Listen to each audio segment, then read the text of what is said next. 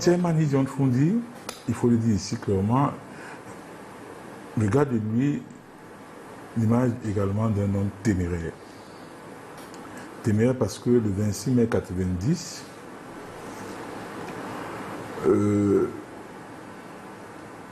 lors de la marche de Bamenda, lui-même... La marche historique de Bamenda. La marche historique, qui a fait 6 morts tués par la soldatesque, n'est-ce pas, de Yaoundé, lui-même était au devant de la marche.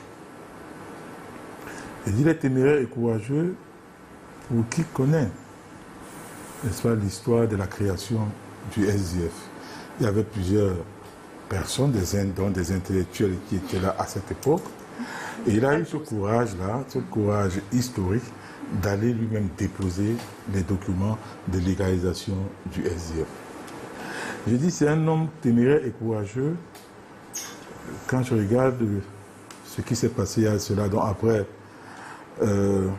l'enlisement de la crise anglophone, il a été kidnappé à 2 reprises par les sécessionnistes, je dis par les séparatistes ambazoniens, qui lui ont demandé de faire un certain nombre de déclarations, allant dans le sens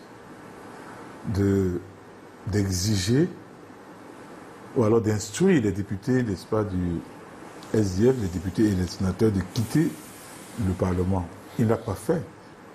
Il aurait pu, n'est-ce pas, un ambazonien aurait pu, n'est-ce pas, dégainer, qu'il serait peut-être mort. Mais il a résisté jusqu'à ce que il en est sorti. Et je dis d'ailleurs à 2 reprises, ce n'est pas donné à tout le monde. Le chairman a mené des combats. Il a mené des combats héroïques. En dehors, n'est-ce pas, du 26 mai,